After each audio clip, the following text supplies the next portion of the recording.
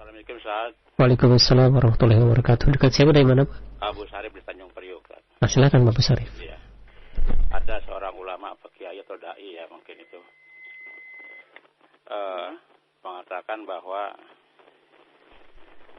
berbuat amal baik dan soleh itu tidak perlu pakai dalil. Silakan yang mau puasa Rajab,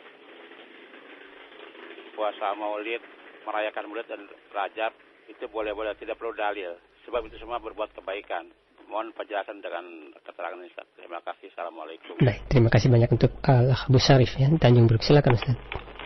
Kalaulah berbuat kebaikan itu tidak perlu dalil, buat apa Rasul diutus? Buat apa para nabi diutus?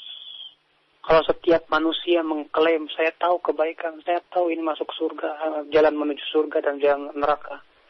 Kalau begitu, buat apa diutus para nabi dan rasul? Bukankah diutusnya Rasul untuk menjelaskan tentang kebaikan dan keburukan? Bukankah Rasul kita yang mulia alaihi wassalam diperintahkan oleh Allah untuk menyampaikan risalah? Bukankah Allah telah menyempurnakan agama kita ini? Allah berfirman, "Al-yawma akmaltu lakum dinakum wa atmamtu 'alaikum ni'mati wa raditu lakum al-Islam madina." Jadi pada hari ini aku sempurnakan buat kalian agama kalian, dan aku sempurnakan untuk kalian kenikmatanku atas kalian, dan aku ridho Islam sebagai agama. Bukankah Allah sudah menyempurnakan agama kita? Bukankah Rasulullah sudah menyampaikan semua yang memasukkan ke surga dan neraka? Iya.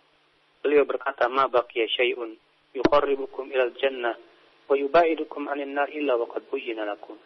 Tidak tersisa sedikit pun sesuatu yang bisa memasukkan ke surga dan menjauhkan dari api neraka kecuali sudah dijelaskan. Kalau perkataan ini bisa diterima yang tadi itu, katanya nggak butuh dalil, hancur tugas para nabi dan rasul, hancur agama kita. Setiap orang mengklaim ini baik. Baik menurut siapa? Ya. Yang kedua ya akhi, bahwasanya kita ini ibadah itu adalah hak Allah. Allah yang ingin diibadahi. Berarti ibadah itu bukan mengikuti selera manusia. Ibadah itu adalah sesuatu, kita beribadah kepada Allah harus sesuai dengan yang Allah cintai dan ridhoi. Ya bukan sesuai dengan apa yang kita pandang baik. Bukankah Allah telah mengatakan, wa asa an takrahu syai'an wa huwa khairul lakum wa asa an tuhibbu syai'an wa huwa syarrul lakum. Wallahu ya'lamu antum la ta'lamun. Ya boleh jadi kamu tidak menyukai sesuatu ternyata itu baik di sisi Allah. Dan kamu boleh jadi menyukai sesuatu ternyata kamu itu tidak baik di sisi Allah. Allah yang tahu, kamu tidak tahu. Kenapa kita sok tahu? Ya. Subhanallah, perkataan seperti ini akhi menunjukkan tidak adanya pengagungan atau penghormatan dia kepada Rasulullah. Kalau dia menghormati Rasulullah sedikit saja, tentu dia akan berusaha untuk ittiba'u sunnati Rasulillah. Bukankah Rasulullah yang bersabda, "Sallu kama ra'aitumuni usalli." Salatlah kamu sebagaimana kamu melihat aku salat.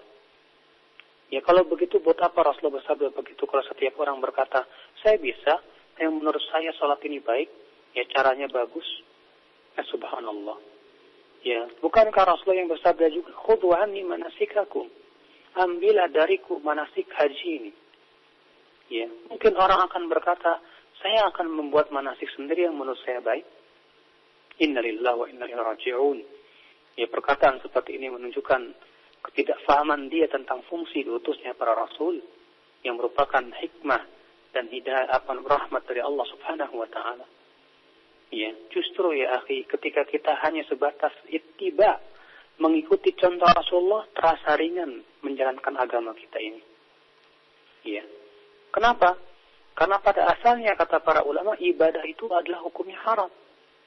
Ya, tidak boleh kita laksanakan kecuali setelah ada dalil yang menunjukkannya.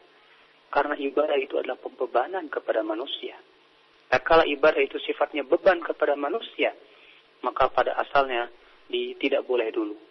Ya, sampai menunggu dalil yang memerintahkannya. Ya. Maka ikhwatul Islam, ingatlah bahwa agama kita adalah milik Allah. Maka kita pun beragama sesuai dengan apa yang disyariatkan oleh Allah Subhanahu wa taala, yang Allah wahyukan melalui lisan Rasulnya. Nah,